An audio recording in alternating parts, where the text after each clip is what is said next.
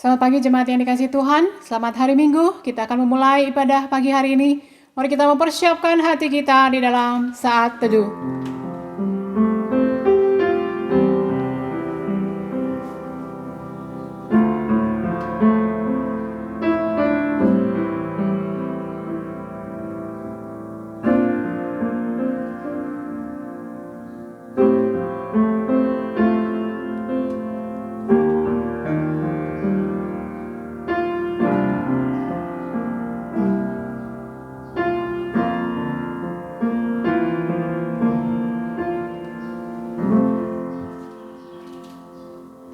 Jemaat, silakan bangkit berdiri.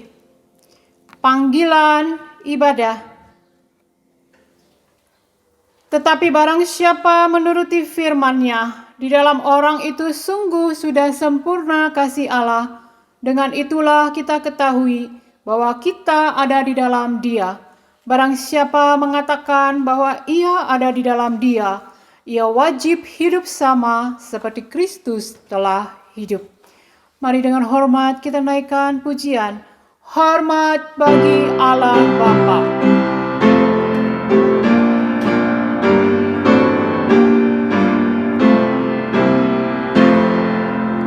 Hormat bagi Allah Bapa. Hormat bagi anak-Nya. Hormat bagi Roh penghibur ketiganya yang esa. Haleluya, haleluya, ketiganya yang esa. Hormat bagi Kristus Tuhan, alam jadi manusia. Hormat bagi Raja Gereja, Juru Selamat dunia. Haleluya, haleluya, Juru Selamat dunia.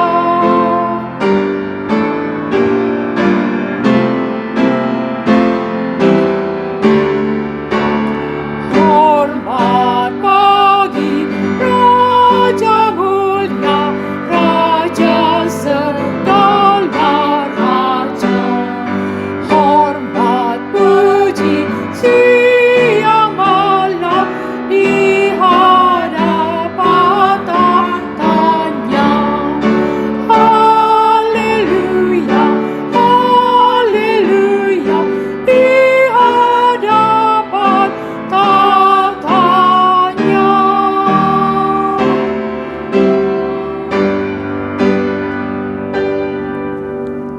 Jemaat, kita masuk di dalam doa. Bapa di surga, kami bersyukur Tuhan, jikalau pada pagi hari ini Tuhan mengumpulkan kami di dalam setiap hati kami tahu inilah hari Minggu, inilah hari ibadah Tuhan. Maka kami datang juga ya Tuhan berkumpul bersehati untuk meninggikan, memuliakan nama-Mu. Tuhan, kiranya minggu ini, ibadah ini ya Bapa, memberikan hati kami sukacita, karena kami tahu Allah kami Allah yang hidup, Allah kami Allah yang berkuasa, yang sudah memimpin kami dari dulu sampai sekarang. Oleh sebab itu ya Bapa, biarlah puji-pujian yang akan kami naikkan boleh menyenangkan hati-Mu dan membuat hati kami betul dalam sukacita yang demikian besar. Terima kasih ya Tuhan, pimpinlah ibadah ini dari awal sampai akhir. Kami serahkan hanya di dalam nama Tuhan Yesus Kristus Allah kami yang hidup. Amin. Jemaat, silakan duduk. Mari kita akan menaikkan sebuah pujian. Kita bersuka cita menaikkan sebuah pujian ini. Aku mau seperti-Mu Yesus, disempurnakan selalu di dalam hidup ini. Aku yang lemah, aku yang tak berdaya ini, yang suka jatuh ke dalam dosa. Setiap hari, setiap saat, boleh Tuhan sempurnakan lewat Roh Kudus Tuhan yang memberi kita kekuatan. Bagaikan bejana siap dibantu, demikian hidupku di tangan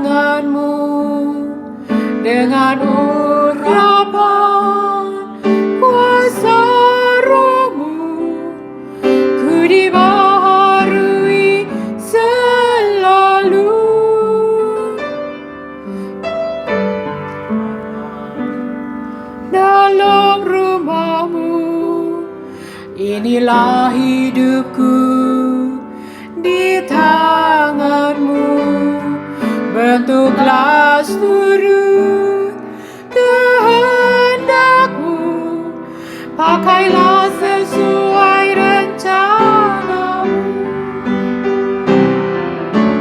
Ku mau seperti-Mu, Yesus, disempurnakan selalu dalam segenap jalan-Mu, memuliakan nama-Mu. Inilah harapanku, Tuhan. Jadikan aku menjadi alat yang dimurnikan Tuhan untuk kemuliaan Tuhan. Jadikan ku alat dalam rumah-Mu. Inilah hidupku di tangan-Mu. Bentuklah seluruh kehendak-Mu, pakailah sesuai rencana. Aku mau seperti Tuhan. Ku mau seperti-Mu, Yesus, disempurnakan selalu dalam segenap jalan-Ku, memuliakan. Ku mau seperti-Mu, Yesus. Ku mau seperti-Mu, Yesus, disempurnakan selalu dalam segenap jalan-Ku, memuliakan nama-Mu. Dalam segenap jalan, dalam segenap jalan-Ku, memuliakan nama-Mu.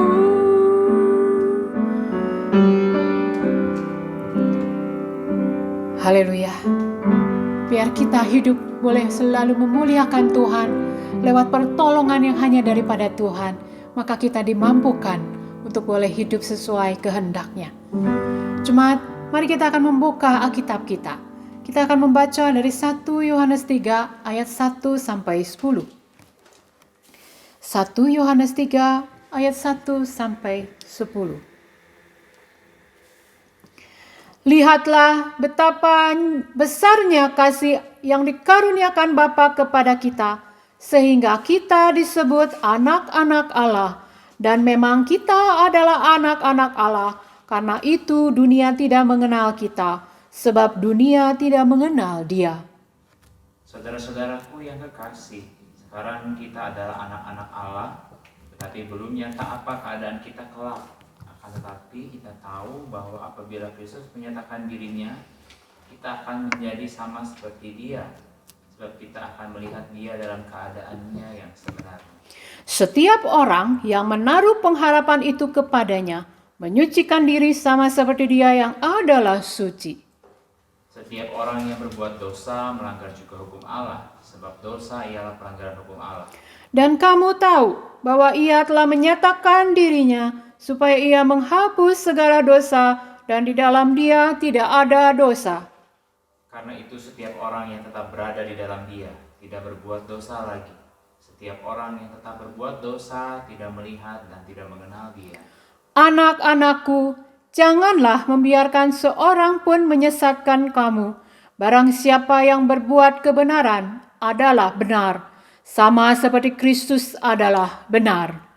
Barang siapa yang tetap berbuat dosa berasal dari iblis, sebab iblis berbuat dosa dari mulanya. Untuk inilah anak Allah menyatakan dirinya, yaitu supaya Ia membinasakan perbuatan-perbuatan iblis itu.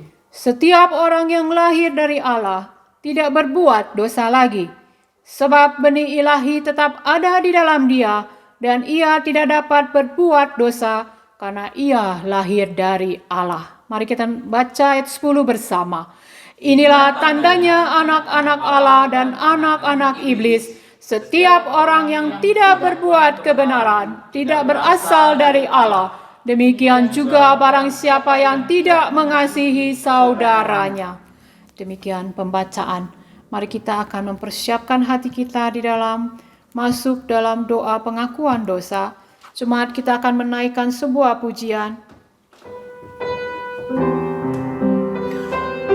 Ku sesal akan diriku.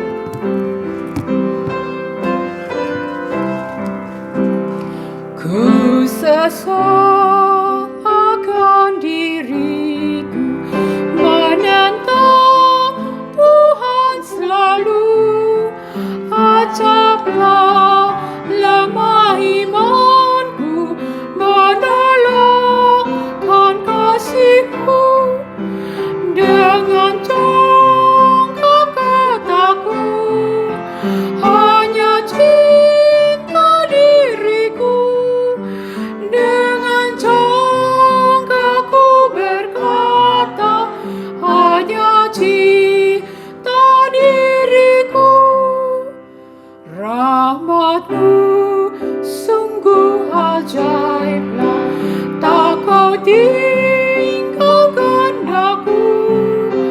Berdoa bagi seteru darahku, dusku diberi, kataku kepadamu, ku pun mengasihimu. Kataku pun kepadamu, ku pun mengasihimu.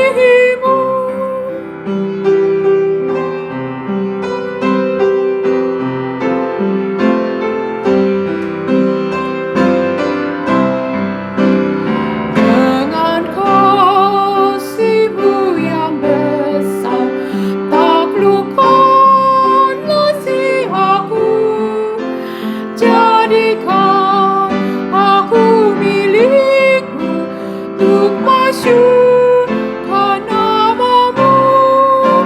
Jadikan nama-Mu, hanya ku mengasihi-Mu. Sandar rahmat-Mu kataku, hanya mengasihi-Mu. Wahyu 2 ayat 4-5 berbunyi demikian. Namun demikian aku mencela engkau, karena engkau telah meninggalkan kasih-Mu yang semula. Sebab itu, ingatlah betapa dalamnya engkau telah jatuh. Bertobatlah dan lakukanlah lagi apa yang semula engkau lakukan. Mari kita merenungkan. Tuhan Yesus begitu mengasihi kita. Kasih-Nya sudah tercurah di atas kayu salib. Murka yang seharusnya kita terima, diterima oleh Tuhan untuk menggantikan kita yang berdosa. Apakah kasih yang semula di mana kita pernah menerima Kristus sebagai juru selamat kita, kita begitu menggebu-gebu mengasihi Dia, tapi saat ini mungkin sudah pudar. Saat ini kita mungkin sudah biasa-biasa saja dan sudah terlalu monoton. Minta Tuhan ampuni dosa kita. Minta Tuhan melembutkan hati kita, sehingga kita boleh kembali memiliki kasih itu. Memiliki kasih yang semula yang berkobar di dalam hati kita. Tuhan biarlah memberi kita kasih-Nya, sehingga kita boleh lebih lagi mencintai Tuhan di dalam hidup ini. Jemaat silakan berdoa.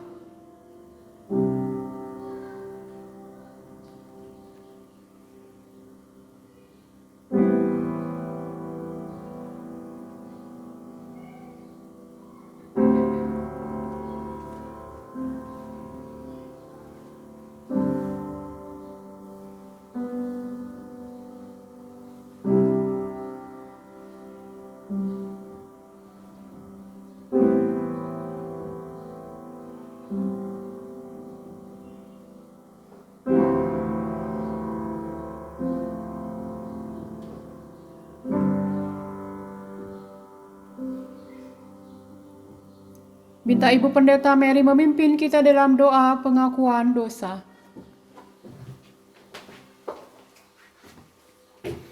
Marilah saudara-saudari kita bersahati, kita akan bersama-sama untuk doa mohon pengampunan akan segala dosa kita. Marilah kita menyesali dengan hati yang hancur kita datang di hadapan Tuhan. Kita mohon Tuhan mengampuni segala dosa yang kita sadari maupun yang belum kita sadari. Karena dosa di hadapan Tuhan tetap harus diperhitungkan. Namun kasih daripada Kristus mengampuni segala dosa kita bagi orang yang sungguh-sungguh percaya dan bertobat. Mari kita berdoa. Tuhan Bapa di dalam surgawi, kami bersyukur Tuhan karena kami mengenal Engkau, Allah yang begitu maha kuasa, Allah yang begitu heran dan ajaib Tuhan. Engkau sangat mengasihi manusia. Engkau sangat memperhatikan manusia. Namun Engkau tidak membiarkan dosa begitu saja. Namun Engkau Tuhan begitu serius dengan dosa. Karena akibat daripada dosa adalah maut. Tuhan, pada saat ini kami percaya bahwa Engkau masih memberikan pengampunan untuk segala dosa yang kami sesali ini. Tuhan, biarlah saat kami datang kepadamu Tuhan, kami menjadi takut bila dosa itu tidak diselesaikan, tidak kami akui di hadapan-Mu. Tuhan Yesus, karena kami tahu hanya oleh darah-Mu yang kudus Tuhan, dosa ini kan bisa disucikan, dibersihkan. Tuhan, tolonglah setiap anak-anak-Mu pada saat ini,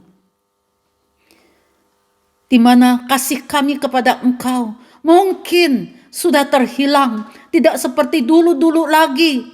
Ketika kami mengenal-Mu Tuhan, awal kami percaya kepadamu. Tuhan, mungkin posisi di dalam hidup kami, di dalam hati kami, posisi-Mu sudah ada yang mengisi yang lain. Mungkin itu kesenangan kami, mungkin itu kekasih kami yang lainnya. Tuhan, ampunilah Bapa, karena sesungguhnya Engkau layak diutamakan, Engkau layak diagungkan, ditinggikan.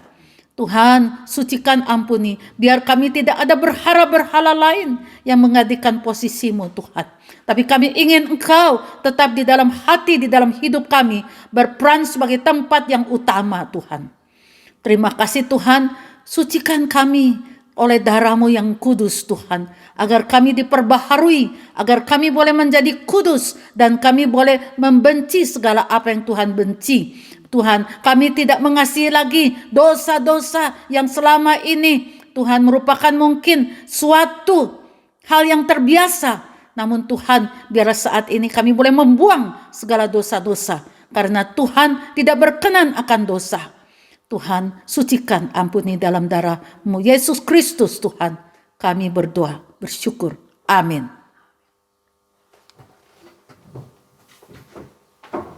Mari jemaat kita bersama membaca ayat pengampunan dosa Yohanes 12 ayat 46 sampai 47. Aku telah datang ke dalam dunia sebagai terang, supaya setiap orang yang percaya kepadaku jangan tinggal di dalam kegelapan. Dan jikalau seorang mendengar perkataanku, tetapi tidak melakukannya, aku tidak menjadi hakimnya, sebab aku datang bukan untuk menghakimi dunia, melainkan untuk menyelamatkannya.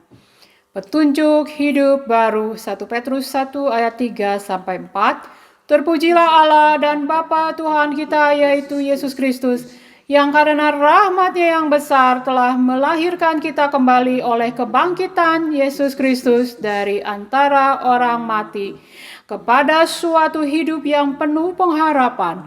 untuk menerima suatu bagian yang tidak dapat binasa, yang tidak dapat cemar, dan yang tidak dapat layu, yang tersimpan di sorga bagi kamu. Jemaat, mari kita akan membaca hukum kasih. Jawab Yesus kepadanya, "Kasihilah Tuhan Allahmu dengan segenap hatimu dan dengan segenap jiwamu dan dengan segenap akal budimu.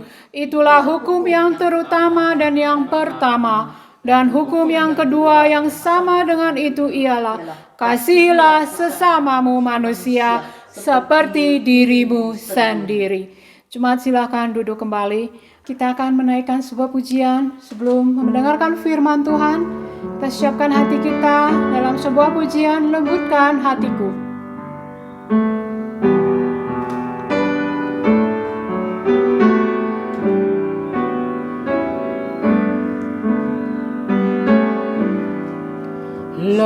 Lembutkan hatiku ya Yesus, dengar firman-Mu tiap hari. Lembutkan hatiku ya Tuhan, lembutkan hatiku sekarang. Ada tanah yang keras di pinggir jalan, ada tanah berbatu-batu,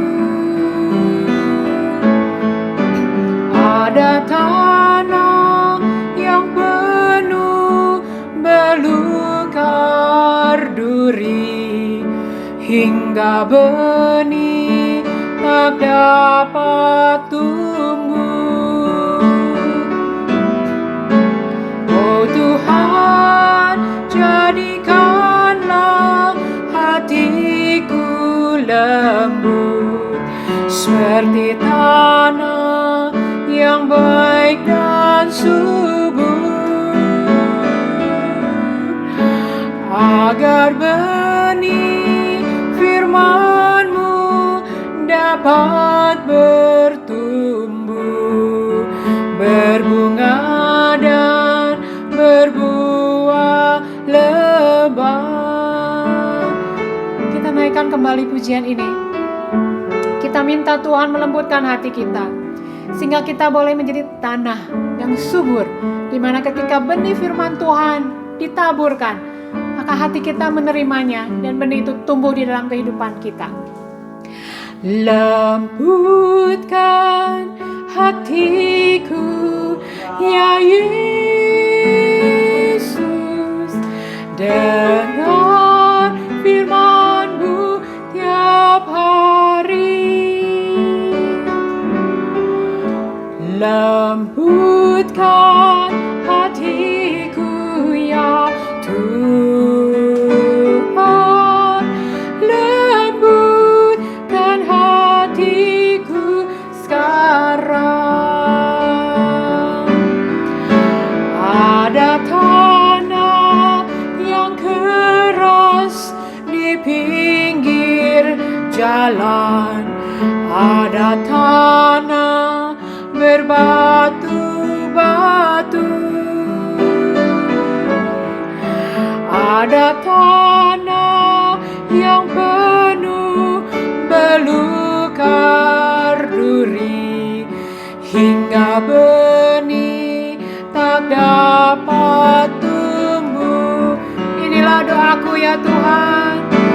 Oh Tuhan, jadikanlah hatiku lembut seperti tanah yang baik dan subur, agar benih firman-Mu dapat bertumbuh, berbunga dan berbuah lebat. Dengan setengah suara kita Kita naikkan refnya. Oh Tuhan, jadikanlah hatiku lembut seperti tanah yang baik dan subur, agar benih firman-Mu dapat bertumbuh, berbunga dan berbuah lebat. Bapa di surga, terima kasih Tuhan. Ada suatu kesempatan indah bagi kami Tuhan beri.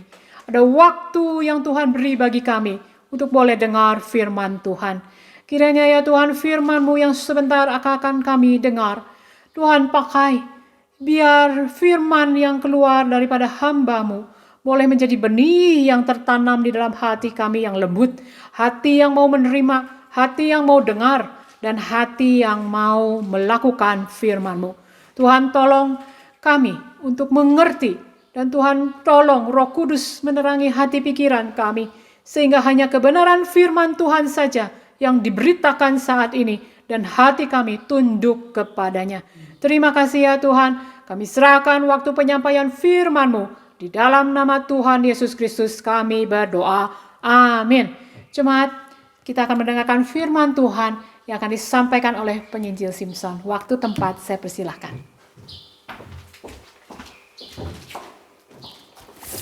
Selamat pagi jemaat yang dikasihi Tuhan. Bersyukur kalau sampai hari ini kita masih diberikan kecukupan. Ya, masih diberikan kecukupan. Artinya apa? Masih cukup makan, diberi tempat tinggal, diberi kesehatan. Benar tidak ini yang paling utama? Syukuri setiap waktu. Ya, kalau kita masih diberikan semua itu berarti Tuhan masih berikan kita kesempatan untuk mengenal Dia lebih dalam lagi. Hari ini kita mau bahas sebuah tema, yaitu cermin yang rusak. Ya, cermin yang rusak. Bapak Ibu sekalian, dalam kita hidup, kalau kita nggak terlalu serius, kalau kita nggak terlalu benar-benar melihat setiap pribadi, lepas pribadi punya tabiat, fine-fine aja. Ya, kita bisa melihat kehidupan berjalan dengan normal. Tapi kalau kita memikirkan dengan serius, kalau kita memikirkan dengan lebih teliti dan kita detailkan perlakuan setiap orang, kita akan mulai prihatin. Prihatin sama apa yang dilakukan oleh orang-orang di sekitar kita. Kita lihat gambar yang pertama. Ya, gambar yang pertama ini, kalau dulu saya ambil ini ketika saya di airport. Airportnya bukan airport internasional ya, tapi di airport nasional ya, airport nasional di mana nggak terlalu besar juga. Nah waktu itu saya sempat haus dan saya mau ambil minum di dispenser. Nah ketika saya ke dispenser, saya lihat banyak tas seperti yang tadi di foto ini dikasih lihat, banyak tas dan yang warna oranye ini, dan ada ibu yang mendelik dan dia bajunya pun oranye semua sama ya. Kemudian saya coba ambil, mau maju susah, mau lewat pinggir sempit ya. Saya bingung mau ambil airnya dengan mana, dan dalam hati saya dongkol kali. Ini tas siapa? Dan rombongan yang berbaju oranye itu cukup banyak. Dan mereka taruh di depan seperti itu. Saya bingung bagaimana ini bisa terjadi. Nah, jujur agak dongkol juga kok bisa seperti ini ya. Tapi ya sudahlah, saya pikir ya sudahlah. Tinggal cari yang lain meskipun dispenser yang lain itu jauh ya. Nah, gambar yang kedua. Sering ya kita melihat hal ini ya. Kalau kita lagi kumpul lagi banyak di lift di dalam mall yang lagi penuh, atau di suatu perkantoran yang lagi penuh, ketika semua orang mengantri, atau di rumah sakit ketika kita lagi mengantri lift, wah banyak yang mengantri, dan mengantrinya di mana? Di depan pintu kan? Kesel nggak? Kalau kita lagi di dalam lift, kita kesal dong. Karena ketika kita mau keluar lift, kita harus nerobos, bener nggak? Saya juga sering seperti itu masalahnya. Ketika lift lagi penuh, ya apa boleh buat gitu ya. Saya mau minggir pun nggak bisa. Ya udahlah, dalam hati saya membenarkan diri saya sendiri.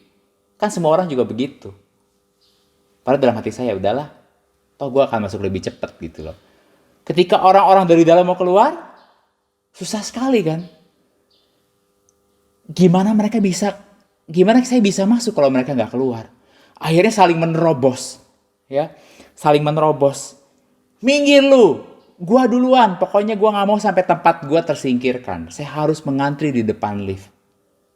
Bukankah itu yang ada di dalam benak kita? Ya. Gambar yang lain lucu ya. Sekarang itu antrian bukan lagi pakai orang ngantri, tapi bisa pakai helm, bisa pakai sendal yang ngantri. Ya. Kenapa? Karena saya punya kepentingan. Saya punya kepentingan. Tempat saya nggak boleh diambil. Saya harus yang paling pertama. Kenapa? Di rumah anak saya lagi nunggu. Karena saya harus kerja. Karena bla bla bla bla. Ada kepentingan. Pokoknya tempat saya nggak boleh diambil orang. Nah, video selanjutnya yang saya ingin kasih lihat. Ini viral sekitar 2 tahun lalu. Ya. Dan ada yang bilang ini adalah iklan. Tapi ini sangat nyata sekali. Saya ingin kita lihat video ini. Yang bawel. Suka-suka saya bawel. Ya ampun, mulutnya bawel banget sih. Biarin aja. Cari makanan lain dong. Situ aja cari yang lain. Kok menyerang saya? Lagi nanti kalau ngomong. Kampungan emang. Ibu tuh yang gak tau malu. Situ mau ngasih makan orang sekampung. Terserah saya. Nyerobot-nyerobot antrian aja. Nora tau gak? Ibu yang norak. Kayak orang kelaparan. Enak aja.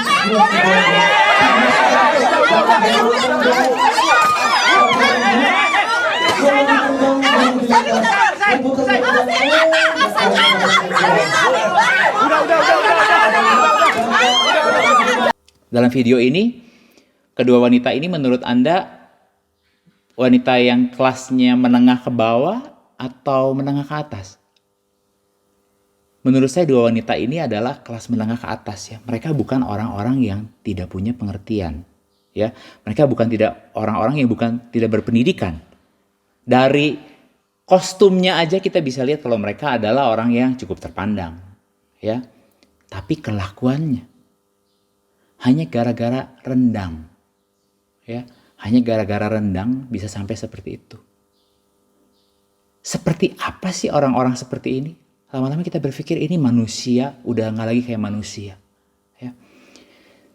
Beberapa hari yang lalu saya cerita sama kawan saya dan kawan saya cerita ya bahwa bosnya punya anak yang baru keluar dari penjara. Saya tanya, itu bos baik sekali tapi anaknya bisa keluar dari penjara. Kenapa? Jadi ceritanya begini, si anak bosnya itu memang udah beberapa lama, dia tuh anak bos, jadi rumahnya tinggi, bertingkat, tapi dia suka kesel sama di bawah itu ada yang kalau manasin motor tetangganya grung. Udah cukup lama gitu. Dan tiba-tiba satu hari dia pulang ke rumah di malam hari dengan keadaan agak mabuk dan tetangganya lagi gerung-gerung motor itu, lagi manasin motor. Dan dia marah, dia pukulin tetangganya sampai mati. Dan matinya itu sampai katanya tulang rusuknya masuk ke paru-parunya. Teman saya bilang kayaknya diinjek sekeras-kerasnya atau gimana. Dan dia masuk penjara. Yang nginjek orang itu adalah orang juga. Manusia mati karena manusia. Jadi sebenarnya manusia itu apa sih? Kalau kita merenungkan ya, kok bisa ada manusia seperti itu?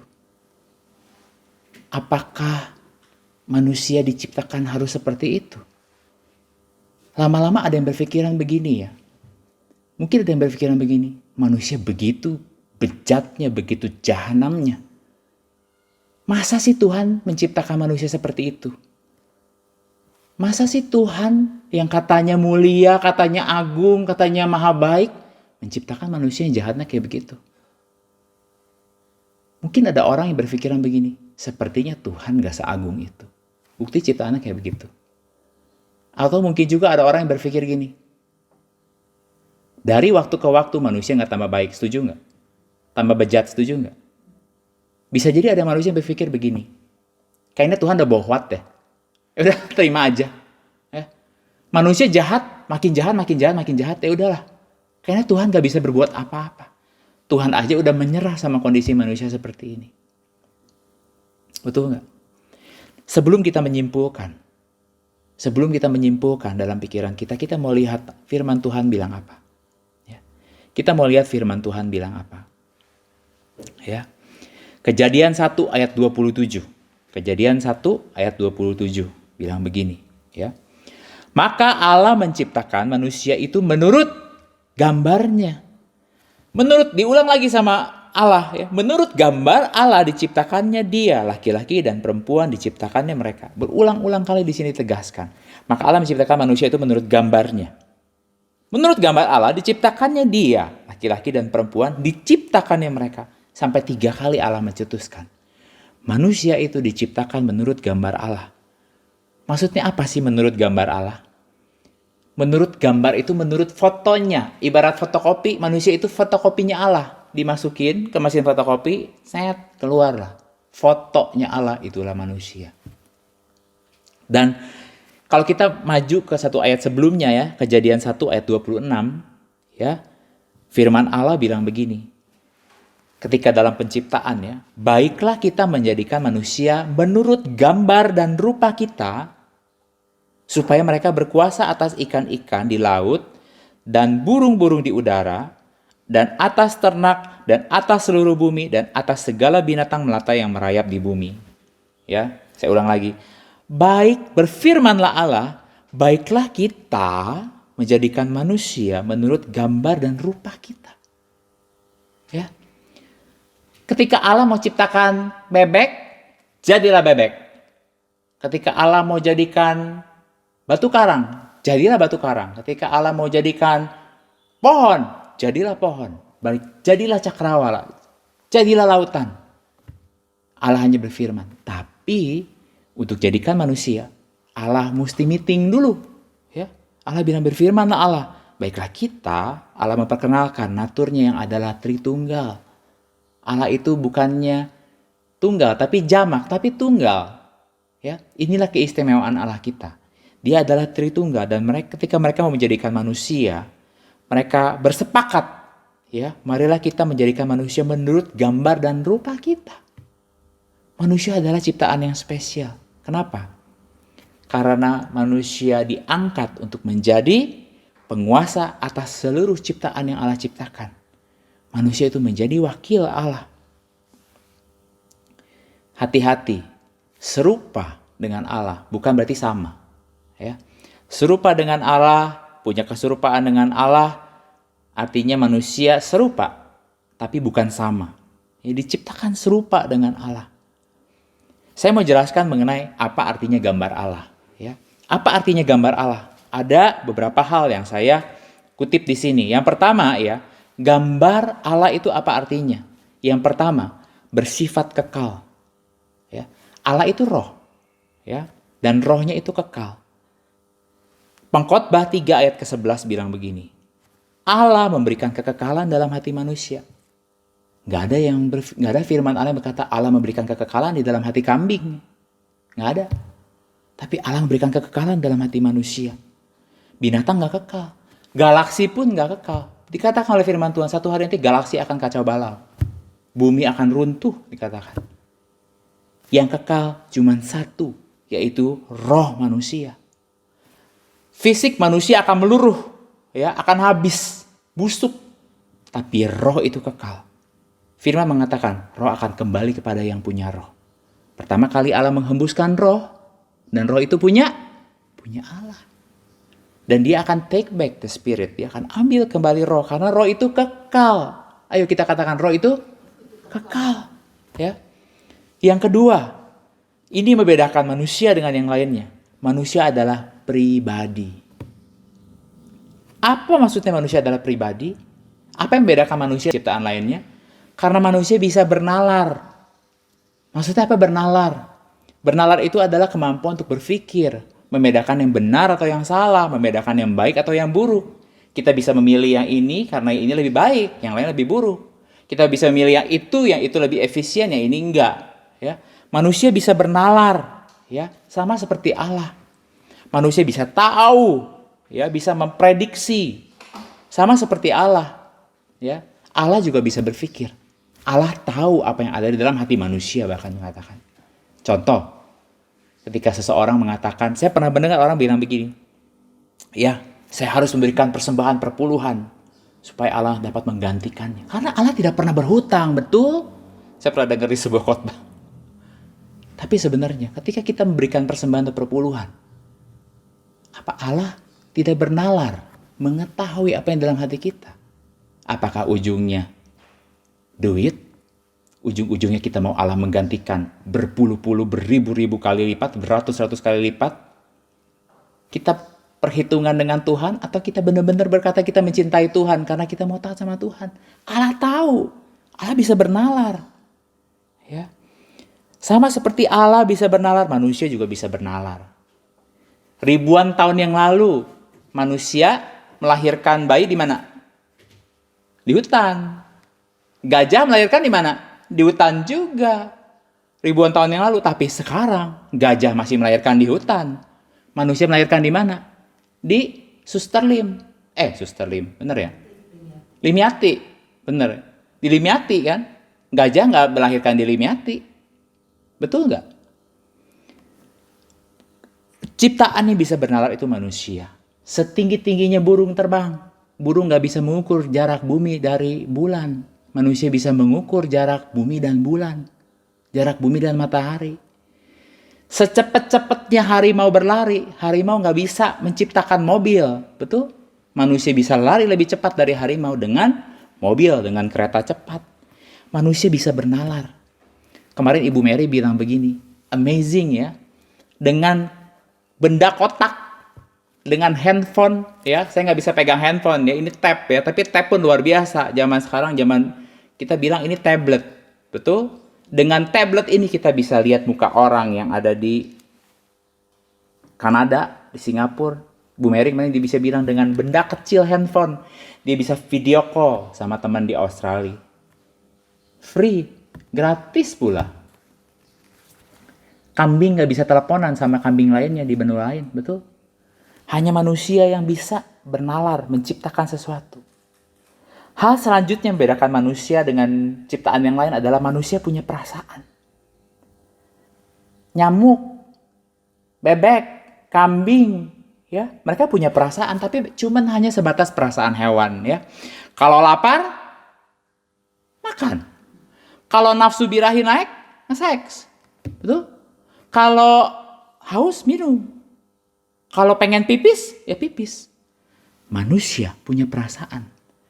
Kalau saya mau pipis sekarang, apakah saya pipis di sini?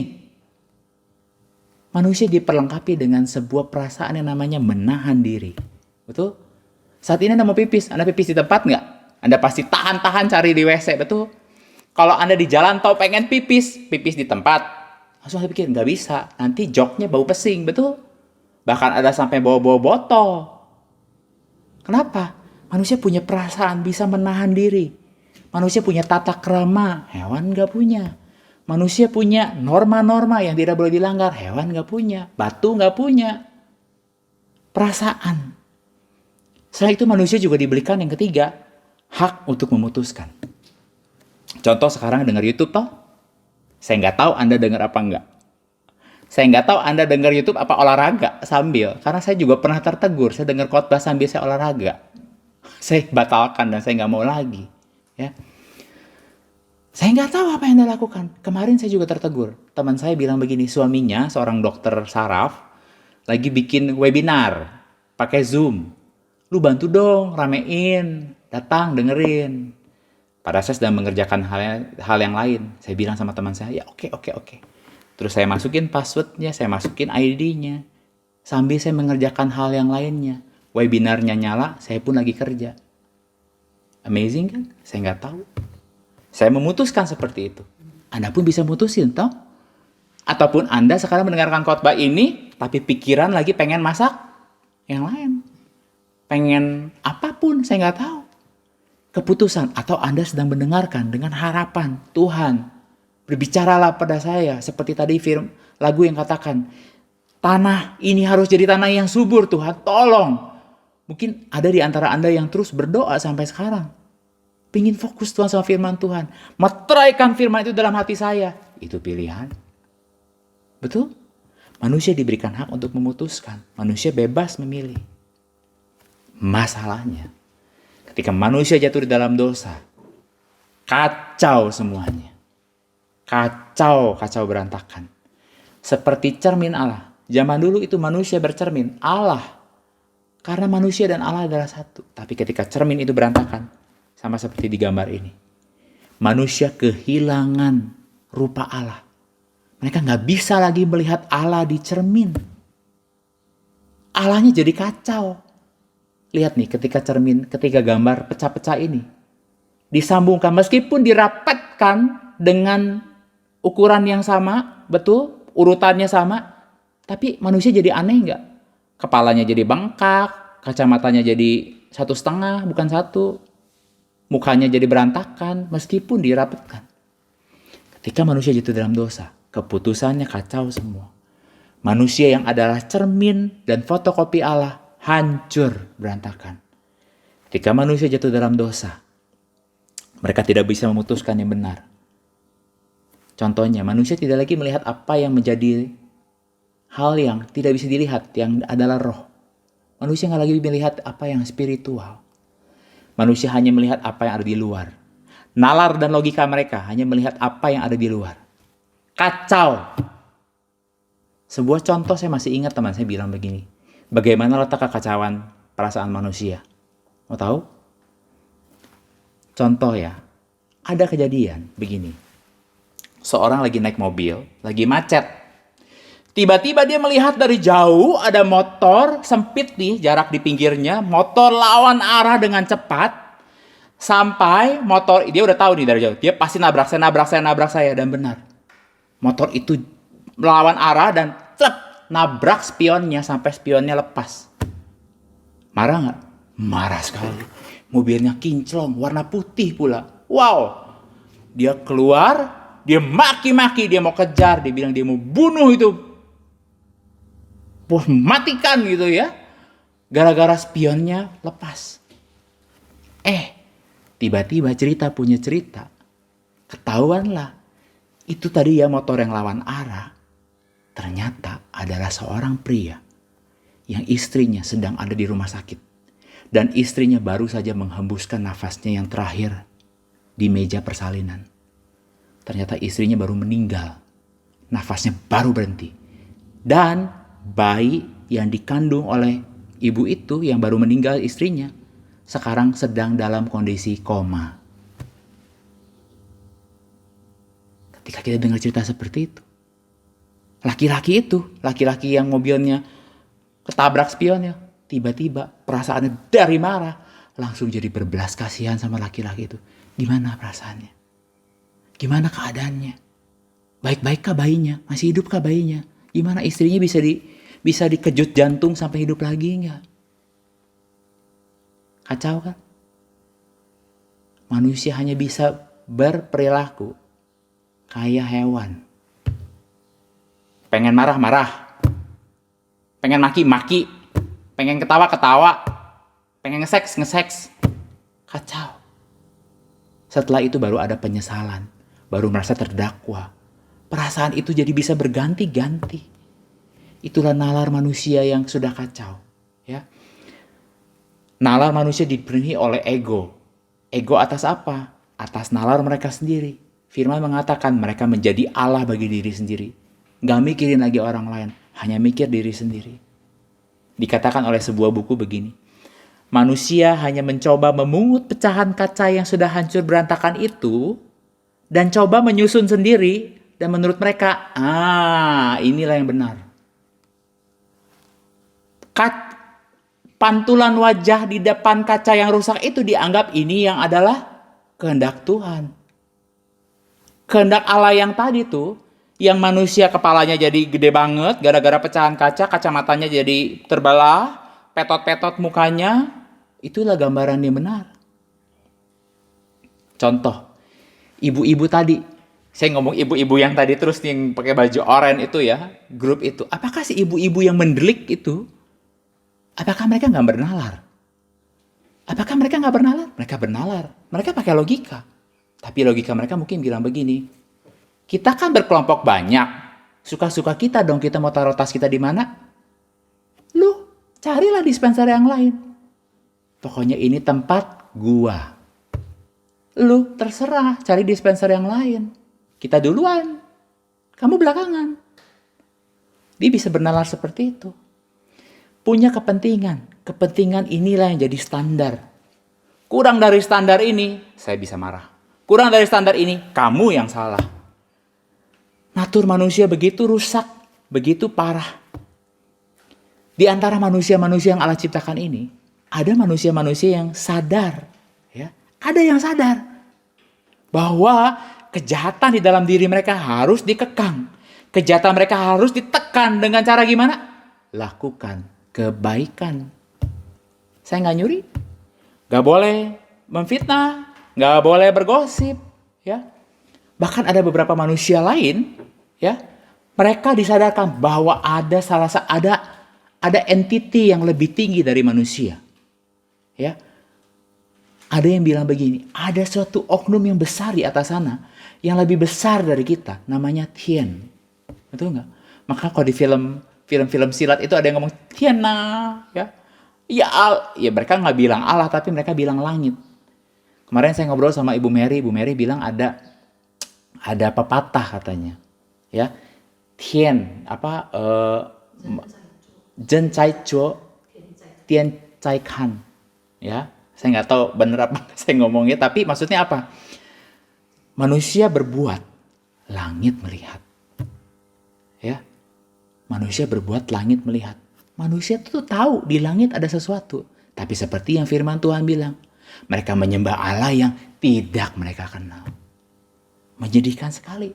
Ada yang mereka berbuat baik terus, mereka tahu.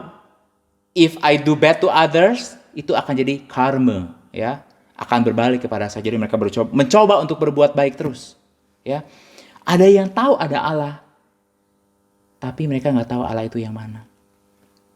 Ya, saya ingin ajak kita lihat, ya, keadaan manusia sekarang itu jadi kacau. Roma 3 ayat 10 sampai 18. Roma 3 ayat 10 sampai 18. Saya ingin ajak kita baca sama-sama, ya. Roma 3 ayat 10 sampai 18. Sudah ketemu? Kalau sudah ketemu, kita baca sama-sama, ya. 1 2 3.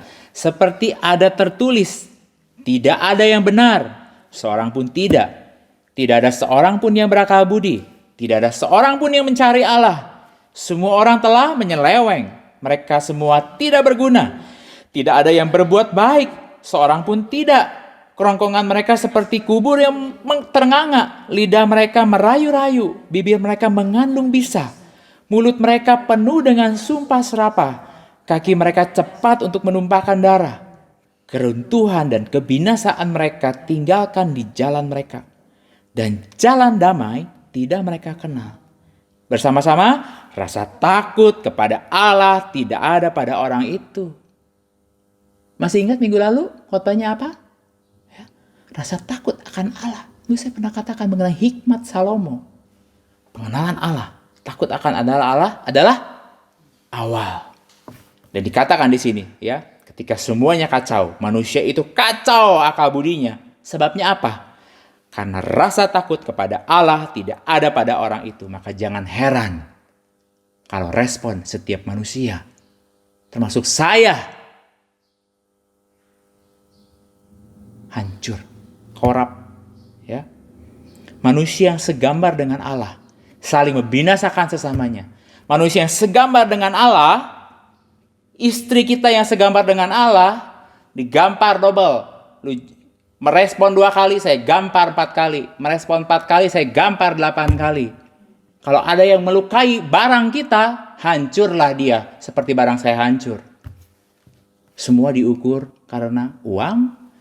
Semua diukur karena kepentingan saya yang cacat, yang ternodai. Ya. Bahkan manusia begitu bodohnya dikatakan Alkitab, ya. Sampai dikatakan Allah menciptakan binatang di bawah manusia, betul? Manusia diciptakan Allah spesial, betul? Tapi manusia menjadikan binatang disembah, ditiru bahkan. Ya, ada yang katanya mirip tergantung golongan kuda, golongannya ya, syoknya ya, ada yang syoknya syok apa gitu kan. Manusia malah ambil patokannya adalah hewan. Padahal Allah katakan manusia adalah serupa dengan Allah, ciptaan yang tertinggi. Kacau balau, ya. Manusia kehilangan standar. This is the problem. Manusia kehilangan standar. Standar itu adalah apa? Manusia adalah gambaran Allah. Gambaran Allah yang adalah ciptaan Allah. Ciptaan Allah yang harus takut akan Allah. Inilah yang manusia hilang. Standar itu yang hilang. Ya. Amsal 29 bilang begini. Tanpa pengenalan akan Tuhan, tanpa wahyu dari Tuhan, liarlah rakyat.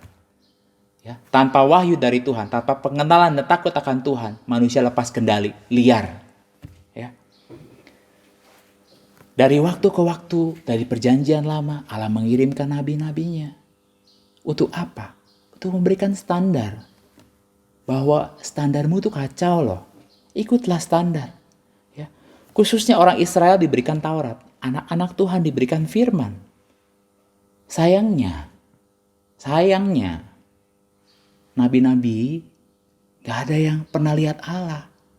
Jadi mereka cuma menyampaikan tapi mereka gak tahu gimana prakteknya.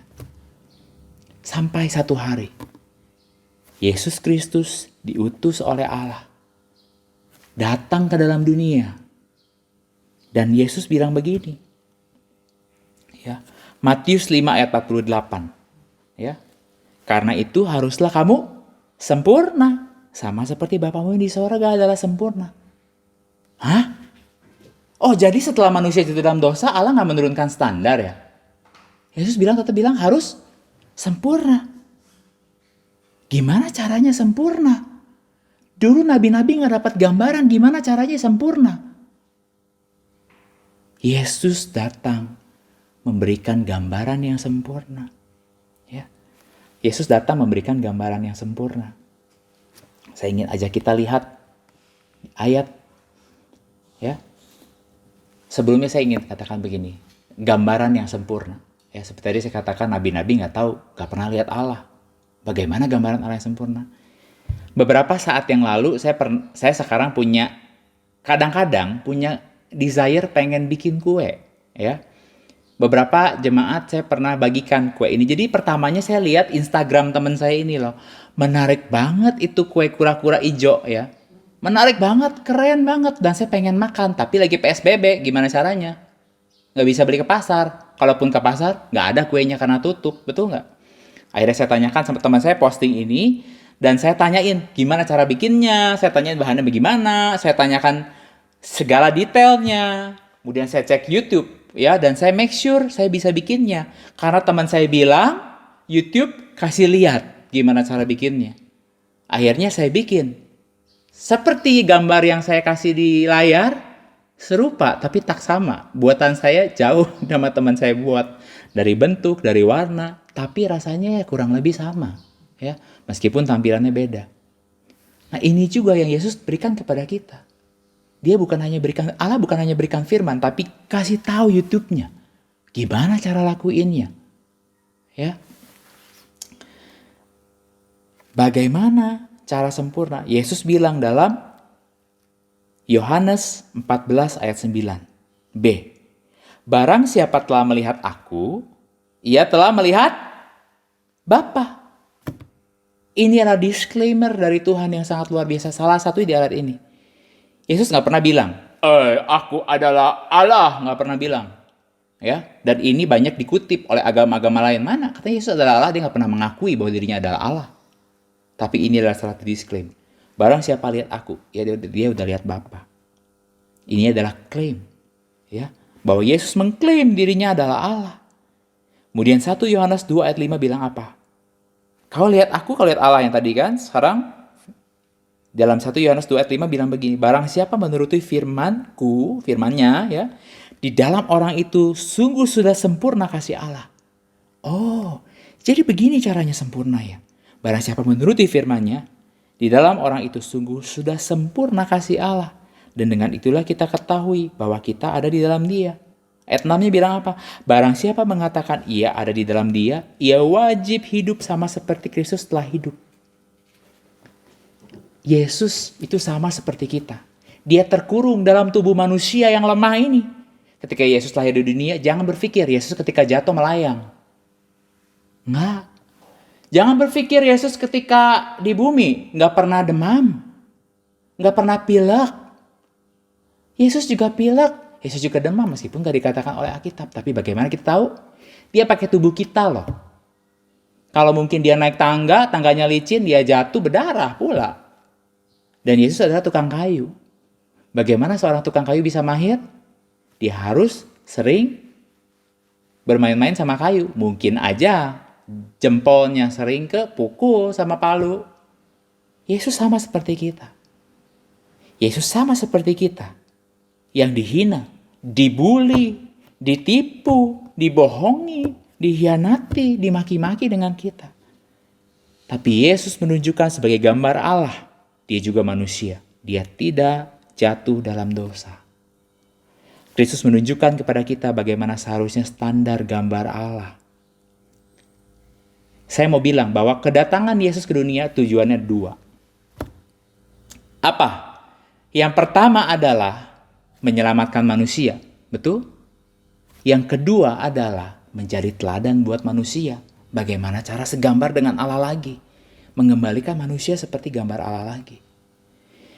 Kristus menunjukkan seperti apa gambaran yang sempurna itu. Ketika dia dihina, dicaci maki, direndahkan, dirampok, dibohongi, dibully, disalahfahami, bahkan disalib di atas kayu salib. Yesus bilangnya apa? Yesus nggak bilang mati kalian. Enggak. Yesus bilang apa? Bapa, ampuni mereka karena mereka tidak tahu apa yang mereka lakukan. Ini gambar Allah. Inilah gambar Allah, gambar Kristus yang memberikan teladan bagi kita bagaimana kita harus hidup. Beginilah seharusnya manusia hidup. Beginilah standar yang seharusnya manusia pakai. Standarnya adalah apa? Adalah Yesus. Yesus adalah Allah. Barang siapa lihat Yesus, dia lihat Allah. Dan tiru Yesus, tiru Allah. Yesus adalah kasih. Kasih inilah hikmat Allah yang tertinggi. Pengenalan akan Allah, rasa takut akan Allah. Ternyata inilah perwujudan kasih Allah. 1 Yohanes 4 ayat 7 bilang begini. Saudara-saudaraku yang kekasih, marilah kita saling mengasihi, sebab kasih itu berasal dari Allah. Dan setiap orang yang mengasihi lahir dari Allah dan mengenal Allah. Kemudian Yohanes 14 ayat 15 bilang apa? Jika kamu mengasihi aku, kamu akan menuruti segala perintahku. Yesus datang ke dunia dengan memberikan teladan ini. Dan dia pun udah state jelas. Dia tidak mau ada di antara kita yang melihat channel ini, pagi ini, ada yang binasa. Oleh sebab itu Yesus mau kembalikan lagi kita kepada gambar yang semula. Oleh sebab itu lihat Yesus. Dambakan Yesus. Tiru Yesus. Bukan yang lain. Kagumi Yesus. Bukan yang lain. Bukan Jack Ma. Bukan artis yang cantik. Bukan orang yang kaya. Yang rumahnya berbiji-biji. Bukan yang istrinya banyak. Kagumi Allah. Ngeri sekali kalau kita yang katanya orang Kristen, yang adalah orang milik Kristus, Kristus sama dengan Kristen. Tapi yang kita kagumi adalah hal-hal yang di luar Kristus. Hal-hal yang kita kagumi adalah hal-hal yang Kristus bilang, jauhi mereka. Buang itu. Tapi dipegang erat-erat. Saya jadi terpikir ya. Kita kembali ke gambar ini. Kalau Yesus adalah salah satu dari grup ibu-ibu yang baju oranye tadi, ya. Kira-kira Yesus bakal bertindak apa ya?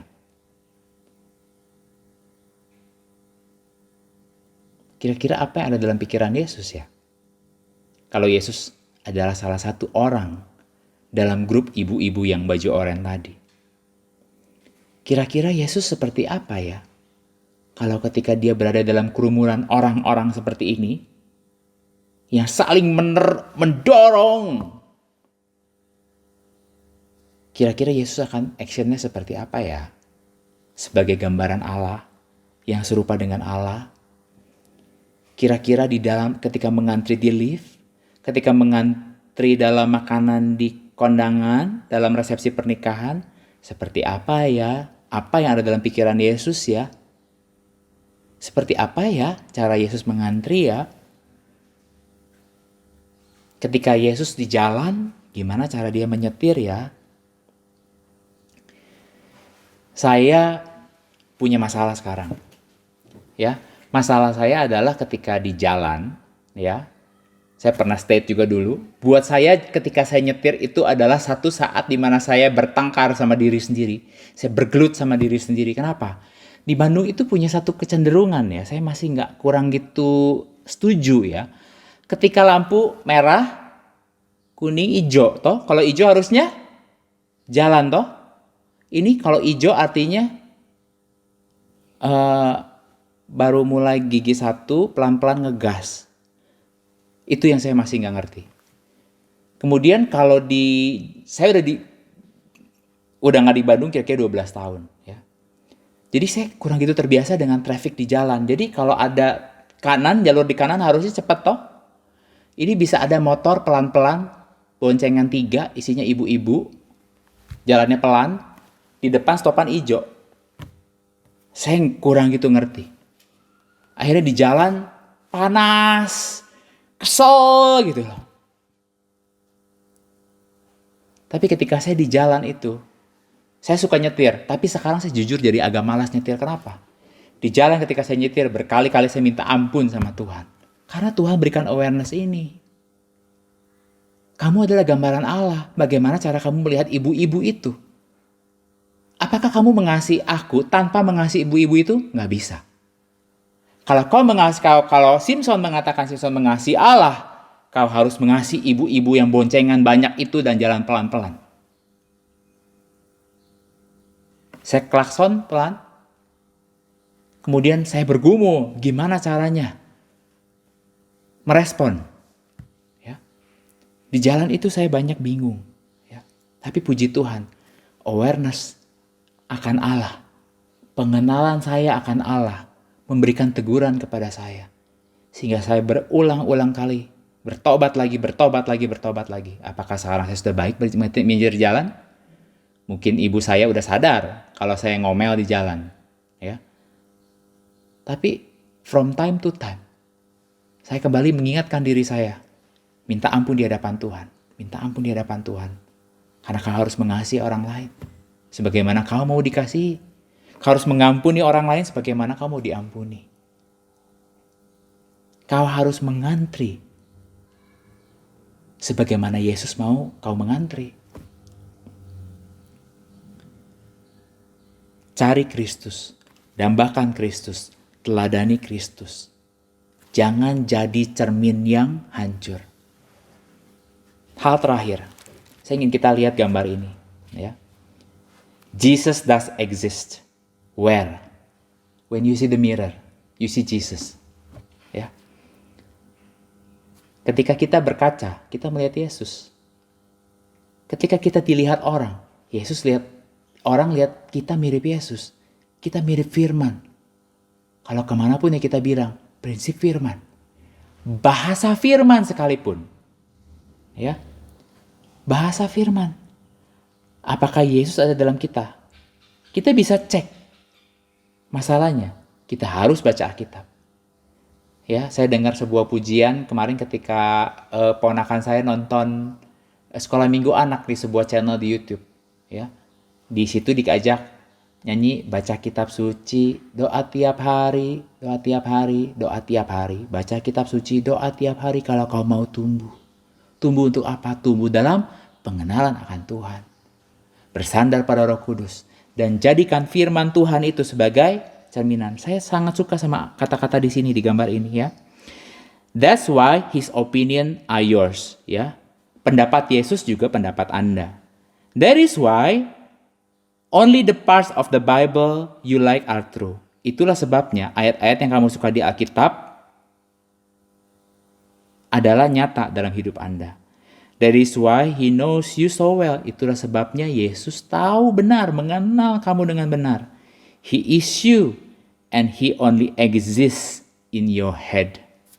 Ya. Yesus itu nyata. bukan dalam spiritual. Kita nggak mesti harus berjenggot untuk sama seperti Yesus. Kita nggak harus kemana-mana pakai jubah, mirip dasteran. Kalau kita mau jadi seperti Yesus. But Jesus does exist in us. Kita adalah cermin Allah. Dan dalam kita menyambut kedatangan yang kedua kali, itu adalah perjalanan kita untuk serupa seperti Dia. Menjadi gambaran yang sama dengan Allah. Hanya yang serupa dengan Allah yang bisa masuk ke surga. Hanya yang sama dengan Allah. Mau tahu bagaimana caranya? Cari pembimbing rohani Anda. Tanya. Tapi yang terpenting, berdoa dengan hati yang berduka. Ya, minta Tuhan bukakan kepada Anda. Bagaimana punya gambar yang serupa dengan Allah. Mari sama-sama kita berdoa. Bapa di dalam surga, bersyukur berterima kasih buat firman yang sudah Kau berikan. Biarlah firman hari ini kembali memperlengkapi kami dengan gambaran yang kacau itu. Kembali memperlengkapi puzzle-puzzle Tuhan. Gambaran yang rusak di dalam kami. Sehingga gambaran itu kembali utuh mencerminkan Engkau. Engkau di dalam kami di dalam Engkau. Terima kasih Tuhan. Dan kiranya Tuhan yang mau berkati pendengaran kami akan firman ini, sehingga kami bukan hanyalah berpuas akan mendengar firman Tuhan ini, tapi biarlah firman ini dimeteraikan dalam hidup kami dan kami memperkatakannya kepada orang-orang lain. Terima kasih Bapa, di dalam nama Tuhan Yesus Kristus kami bersyukur dan berdoa. Amin. Puji Tuhan untuk firman yang boleh disampaikan. Mari kita akan menyanyikan sebuah pujian. Kita akan masuk di dalam persembahan. Kita akan naikkan pujian Kau telah memilihku.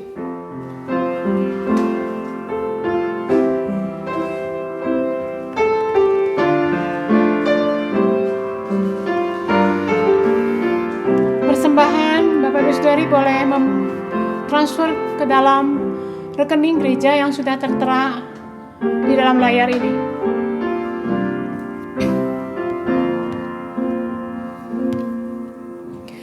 Kau telah memilihku sebelum dunia dibentuk. Betapa aku bersyukur padamu, ya Tuhan Allahku. Kau telah memanggilku sebagai alat kerajaanmu. Betapa aku bersyukur padamu atas perbuatanmu. Jadikan aku bait suci-Mu yang kudus dan yang tiada bercela. Jadikan aku mezbah doa-Mu bagi keselamatan bangsaku. Kau telah memanggilku. Kau telah memanggilku sebagai alat kerajaan-Mu. Betapa aku bersyukur padamu atas perbuatanmu. Jadikan aku bait suci-Mu yang kudus dan yang tiada bercela. Jadikan aku mezbah doa-Mu bagi keselamatan bangsaku. Jadikan aku bait suci-Mu yang kudus dan yang tiada bercela.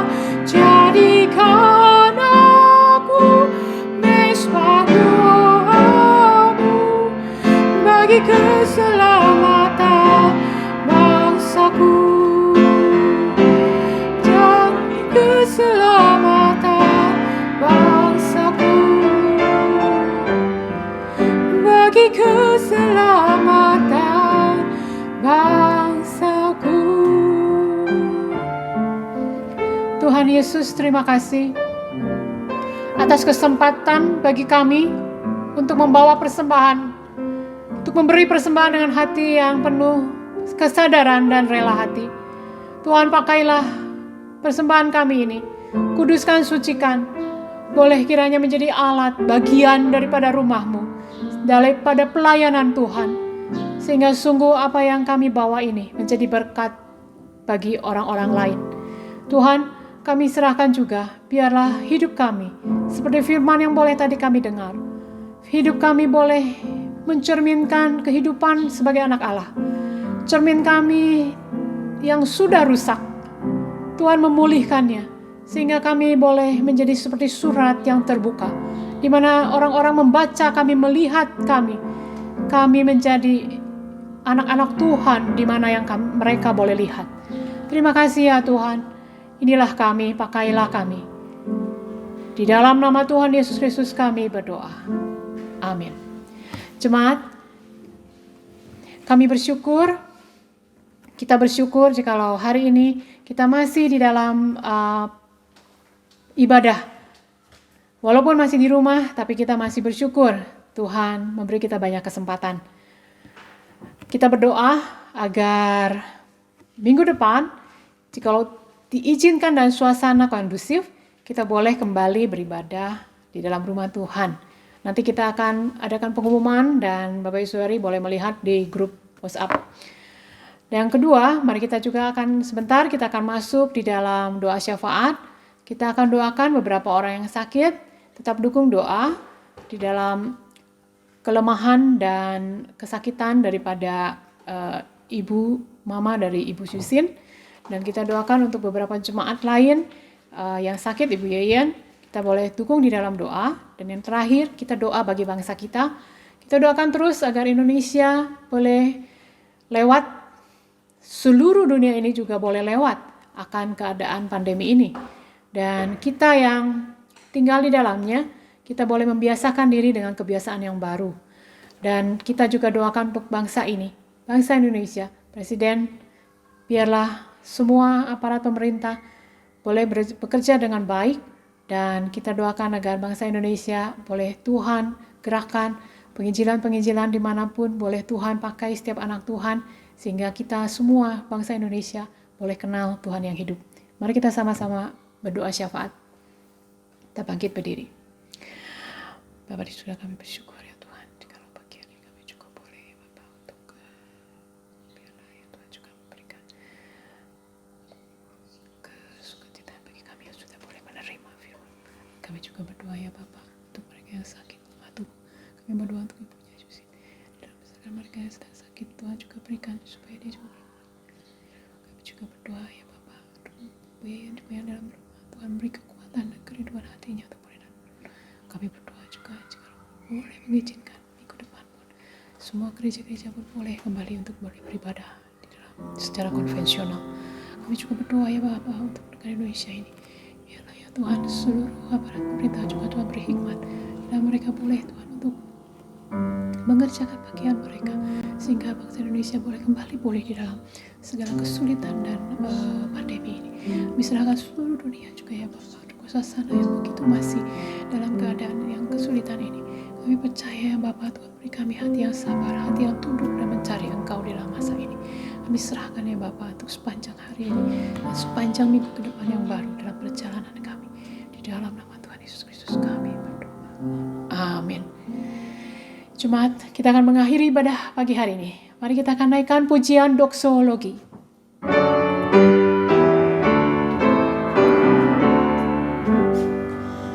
Puji Allah, Bapa Putra, puji Allah Roh Kudus, ketiganya ya Esa, pohon sama sumber berkat. Amin. Jemaat menerima doa berkat. Mari jemaat yang kekasih, kita akan sama-sama menyatukan hati dan kita akan memohonkan berkat yang daripada Allah bagi jemaatnya. Semoga Allah sumber pengharapan memenuhi kamu dengan segala sukacita dan damai sejahtera dalam iman kamu, supaya oleh kekuatan Roh Kudus kamu berlimpah-limpah di dalam pengharapan. Tuhan memberkati engkau dan melindungi engkau. Tuhan menyinari engkau dengan wajah-Nya dan memberi engkau kasih karunia. Tuhan menghadapkan wajah-Nya kepadamu dan memberikan engkau damai sejahtera dari sekarang sampai selama-lamanya. Amin.